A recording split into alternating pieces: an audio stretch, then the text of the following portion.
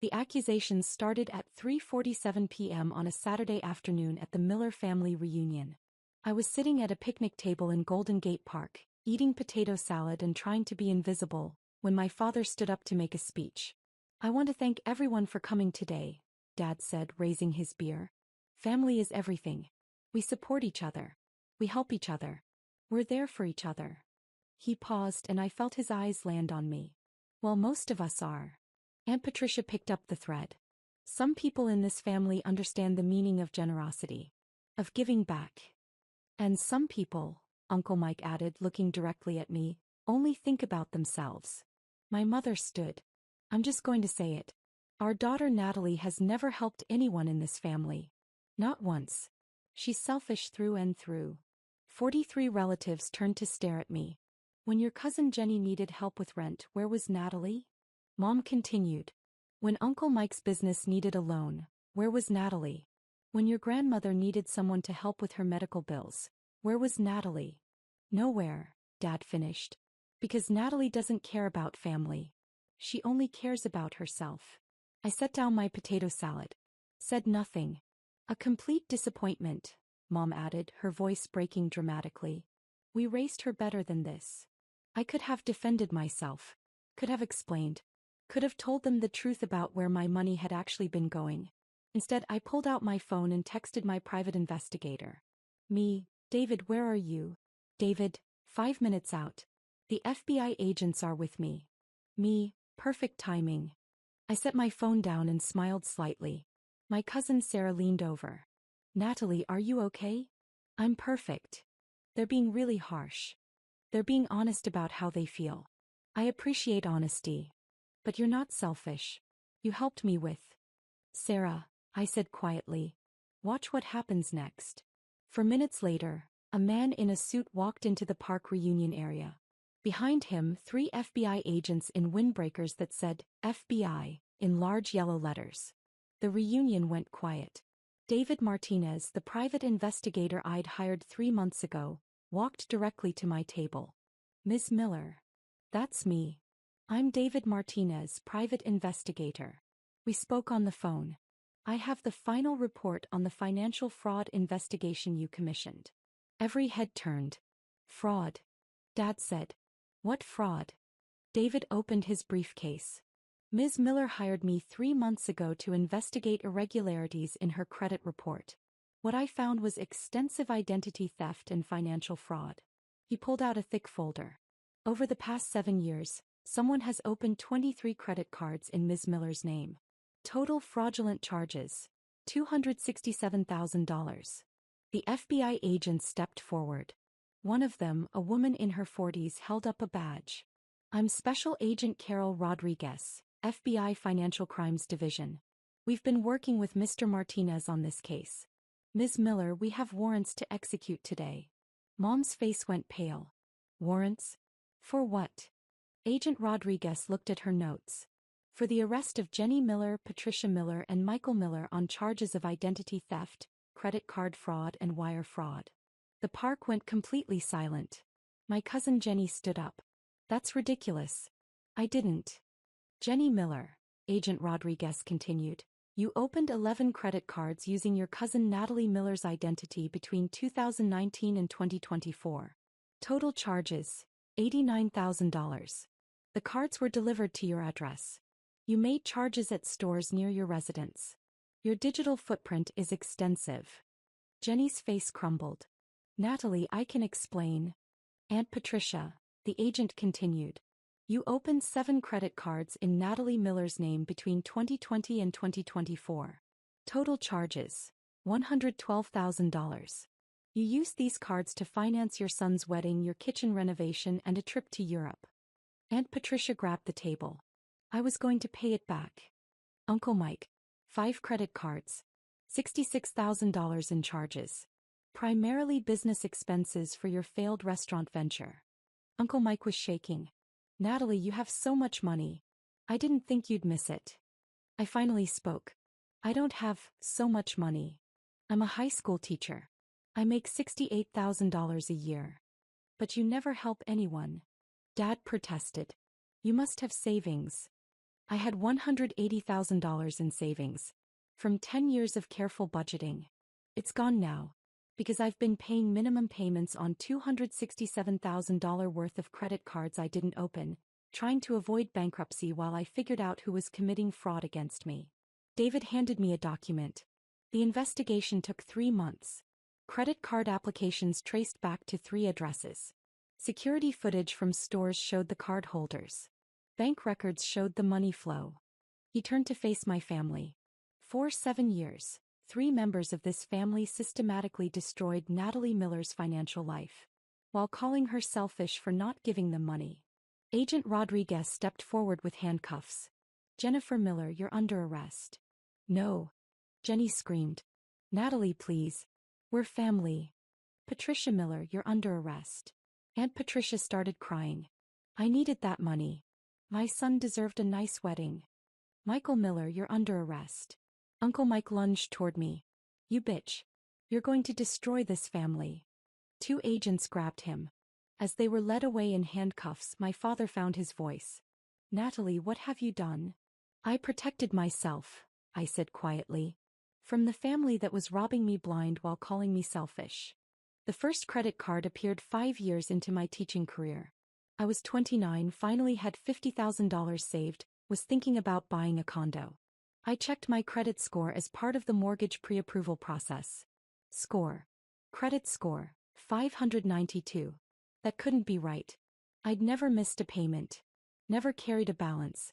Never had any debt except student loans which I'd paid off 2 years earlier. I pulled my full credit report. There were 4 credit cards I'd never opened. Total balance, $47,000. I called the credit card companies. I didn't open these accounts.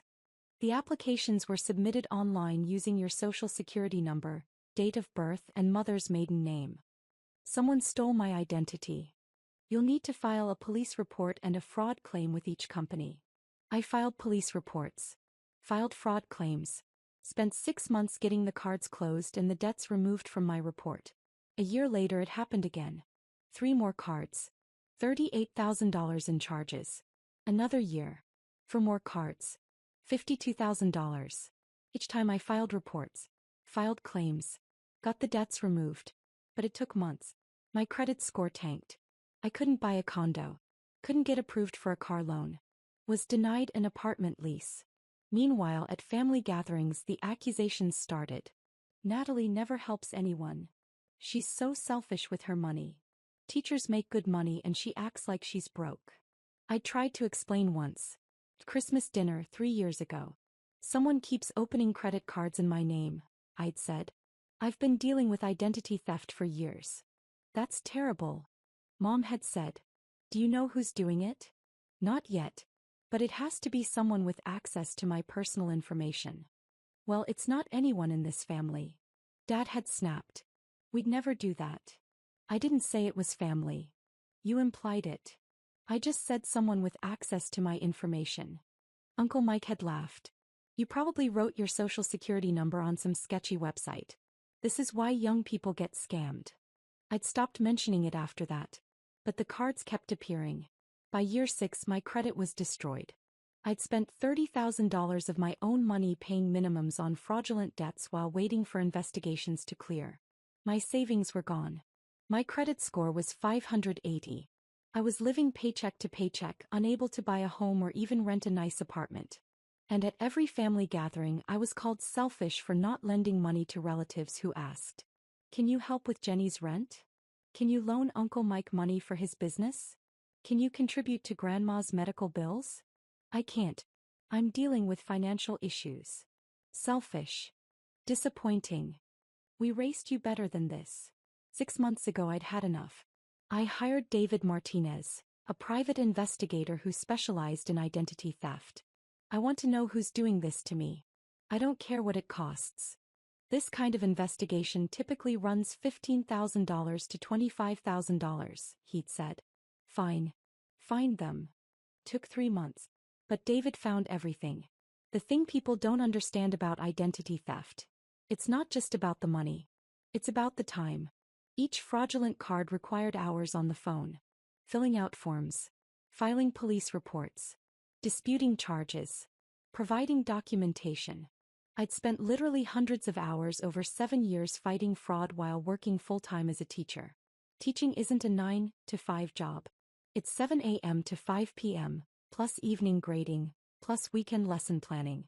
Add an hour's fighting fraud each week and I had no life. No dating. No hobbies. No social life. Just work and fraud prevention.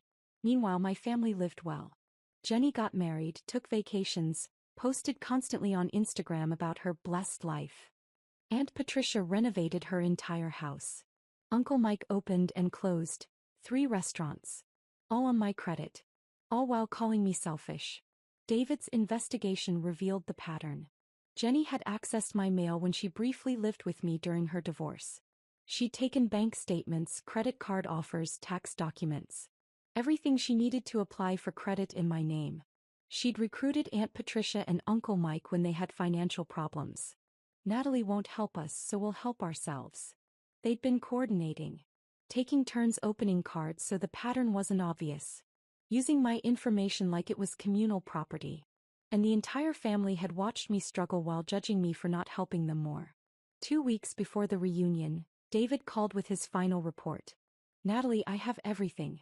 Names, dates, amounts, documentation. It's airtight. Tell me. He'd walked me through it all. 23 credit cards. $267,000 in fraud. 7 years of systematic theft by 3 family members. What do you want to do with this information? I want them arrested. Are you sure? They're family. They're criminals. They destroyed my financial life and called me selfish while doing it. The FBI will need to be involved. Wire fraud, identity theft. These are federal crimes. Good. Call them. Natalie, your family is going to hate you. They already hate me. They just disguise it as disappointment. David was quiet for a moment. When do you want this to happen? The family reunion is in 2 weeks. Can you have everything ready by then? You want me to bring FBI agents to a family reunion? I want them arrested in front of everyone who spent 7 years calling me selfish. That's cold. That's justice. The 2 weeks before the reunion, I prepared carefully. First, I met with Special Agent Carol Rodriguez and her team. They reviewed David's evidence. This is excellent investigative work, she said. Clear pattern of fraud. Multiple perpetrators. Over $250,000. These are serious charges. What happens to them? If convicted, they're looking at 5 to 10 years each for identity theft and wire fraud. Plus restitution. Restitution. They'll have to pay you back. All of it. I just want them to stop. And I want everyone to know what they did.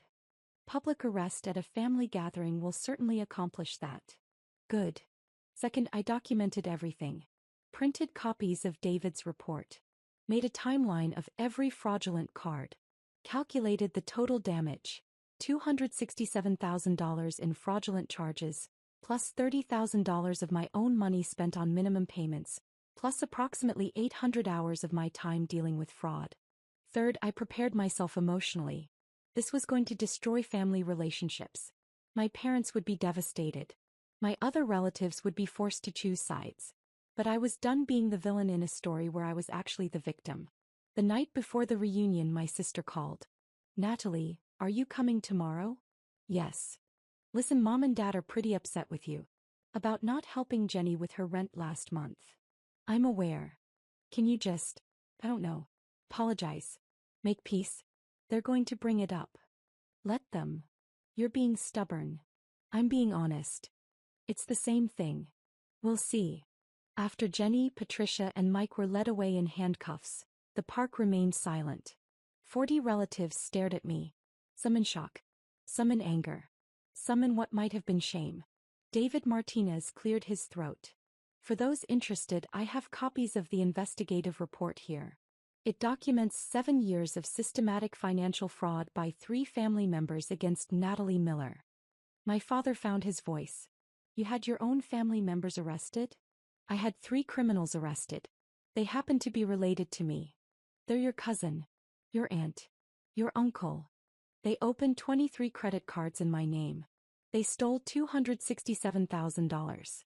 They destroyed my credit for 7 years. While you all called me selfish. Mom was crying. How could you do this? How could I report crimes? How could I protect myself?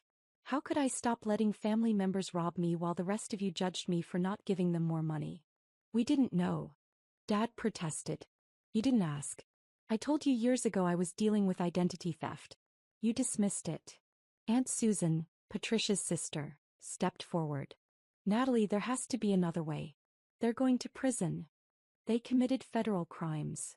Can't you drop the charges? Please. No. Why not? Because for 7 years I've been paying for Jenny's lifestyle, Patricia's home renovation and Mike's failed businesses. While working 60-hour weeks as a teacher.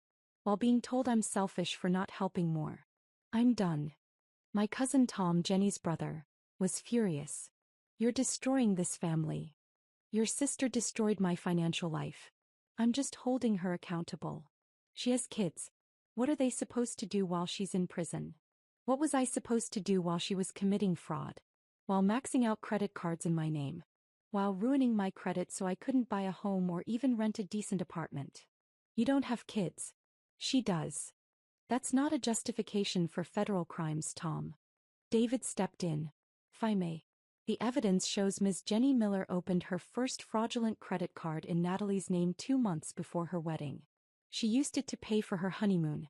She then continued opening cards to fund her lifestyle while knowing it was destroying her cousin's credit. Patricia Miller renovated her kitchen using fraudulent credit. Took a European vacation. Paid for her son's wedding. All while Natalie worked a second job tutoring to pay minimums on debts she didn't create. Michael Miller opened 5 cards in 18 months to fund restaurant ventures that failed. When they failed, he abandoned the debt that was attached to Natalie's name, destroying her credit score to 580. He looked around the reunion. These weren't mistakes. This was calculated, systematic fraud over 7 years by 3 people who had access to family information. My mother was shaking her head. I don't believe this. There has to be an explanation. There is an explanation, I said. They're thieves. And you all enabled them by calling me selfish when I couldn't give them money, because they'd already stolen everything I had. Grandma Rose spoke up. She was 92 and sharp as ever. Natalie, did you ever ask them for help? No. Why not? Because I was ashamed. Because I thought I'd failed somehow. Because every time I mentioned the identity theft, someone in this family told me it was my fault for being careless. I'm sorry, Grandma said quietly. I'm sorry we didn't listen. Thank you. Agent Rodriguez stepped forward. Ms. Miller, do you have anything else to add? Just one thing. I stood up and addressed the reunion. For 7 years you've all watched me struggle. You've judged me for not helping relatives financially. You've called me selfish, disappointing, cold. Not once did anyone ask if I was okay, if I needed help, if something was wrong. You just assumed I was the problem. Now you know the truth. The problem was never me. The problem was 3 criminals who stole from family and a family that chose not to see it. I picked up my bag. I'm leaving now. David has copies of the report if anyone wants to understand what actually happened. The FBI will be in touch if they need statements from witnesses. Natalie, wait. My sister grabbed my arm. Where will you go? Home. To my apartment that I could barely afford because my credit was destroyed. To start rebuilding my life now that the fraud has stopped. What about the family? What about them?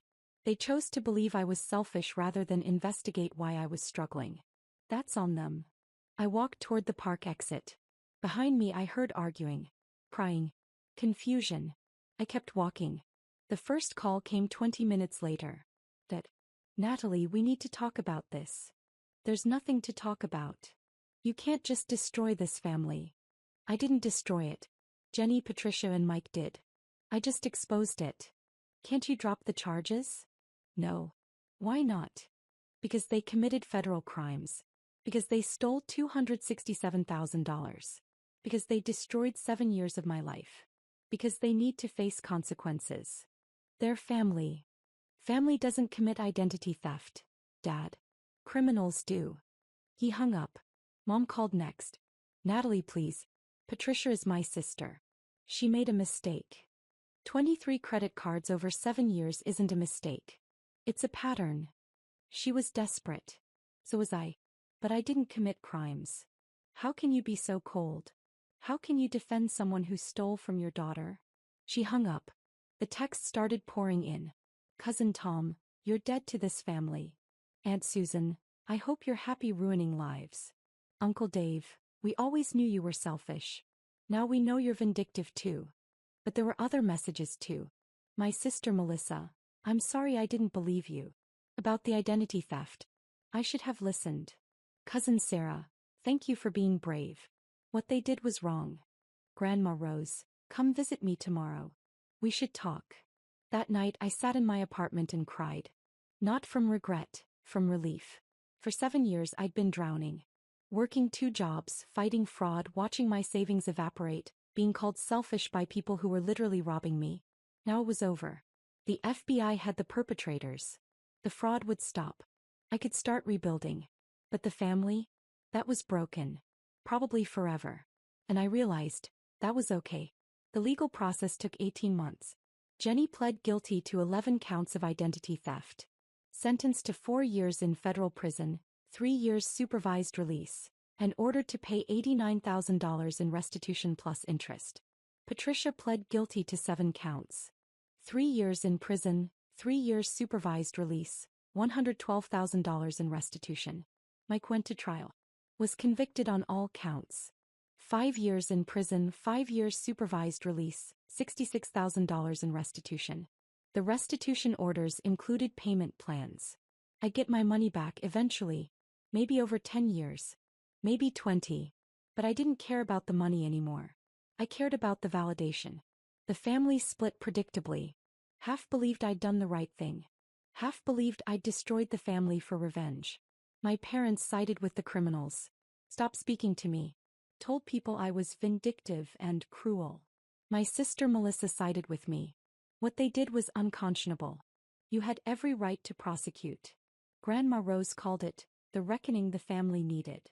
I changed my phone number. Moved to a new apartment. Started the slow process of rebuilding my credit. 6 months after the arrests, the San Francisco Chronicle ran a story. Local teacher exposes $267,000 identity theft by family members.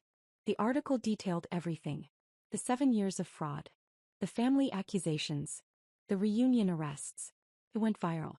The reporter asked, "Do you have any regrets?" I regret not investigating sooner. I could have stopped this years ago if I'd hired a private investigator earlier. What about the family relationships? I regret that my family chose to side with criminals instead of a victim. But I don't regret prosecuting. Identity theft is a serious crime. The fact that it was committed by relatives doesn't make it less serious. Your mother told us you were always selfish. That this is consistent with your character. My mother enabled 3 people to commit federal crimes against me while calling me selfish for not giving them money. Her opinion of my character is meaningless. That's harsh. That's honest. I spent 7 years being gaslit by people who were robbing me. I'm done being polite about it. The article ran with my teaching photo. Within days I received dozens of messages from other identity theft victims. Thank you for speaking out. I'm dealing with family fraud too. Seeing your story gave me courage to report it. You're not selfish. You're brave. 1 year after the arrests, I attended a fraud victims advocacy conference in Washington, D.C. I told my story to a room of 500 people. Identity theft by family members is underreported, I said. Because victims are pressured to protect their families instead of themselves. We're told reporting crimes makes us vindictive or cruel. But theft is theft. Fraud is fraud. A crime doesn't become less serious because the perpetrator is related to you. I lost 7 years of my life, $267,000 and my family relationships. But I gained something too. My dignity. My truth. My right to say, enough. The audience gave me a standing ovation. 2 years after the arrests I finally bought a condo. My credit score had recovered to 720. I'd saved another down payment. I was finally moving forward. My sister Melissa helped me move in. Mom asked about you, she said carefully. How is she? Devastated. Jenny's in prison. Patricia's in prison. Mike's in prison. Dad won't talk about it. The whole family is fractured. That's unfortunate. She wants to apologize. For what? For calling me selfish? For defending criminals? For choosing her sister over her daughter? All of it. I don't need her apology. I needed her support. 7 years ago. When it would have mattered. People make mistakes, Natalie. Mistakes are accidents. What Mom did was a choice. She chose to believe I was selfish rather than investigate why I was struggling. That wasn't a mistake. That was judgment. Can you ever forgive her? I don't know. Maybe. But forgiveness doesn't mean reconciliation. I can forgive and still choose not to have a relationship. That's sad. What's sad is that it took $267,000 in fraud and 3 federal arrests for her to realize she was wrong about me. That's what's sad. We finished moving in silence. That night in my new condo, I sat on my couch and felt something I hadn't felt in 7 years. Peace. Not because I had my money back, I didn't, not really. Restitution payments were trickling in at $200 a month. Not because my family apologized, they hadn't, not meaningfully. But because I'd finally told the truth. And I'd chosen myself over people who'd spent years choosing everyone but me. That was enough. I got a letter from Jenny in prison. Dear Natalie, I've had 3 years to think about what I did. 3 years to understand the damage I caused. 3 years to realize I destroyed your life while calling you selfish. I'm sorry. I know that's not enough. I know sorry doesn't give you back 7 years or $89,000 or your family relationships. But I'm sorry anyway. I told myself I'd pay you back. That it was temporary. That you wouldn't miss it because you were single with no kids and I had a family to support. I was wrong. I was a thief. And I deserved to be here. I don't expect forgiveness. I just wanted you to know that I finally understand what I did to you. Jenny.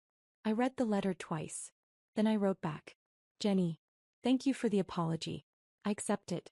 But accepting an apology doesn't erase consequences. You committed federal crimes. You destroyed my credit, my savings, and my trust in family. I hope prison has given you time to become a better person. I hope you use that growth to be a better mother when you get out. But we won't have a relationship. What you did can't be undone with an apology. I wish you well. From a distance. Natalie. I mailed it and moved on. Because forgiveness isn't reconciliation. You can forgive someone and still choose not to let them back into your life. You can acknowledge their growth and still protect yourself from future harm. You can wish them well and still walk away. And that's okay. Because at the end of the day I chose myself. Over family expectations. Over pressure to forgive. Over the narrative that victims should be gracious. I chose me. And I'd do it again. Every single time.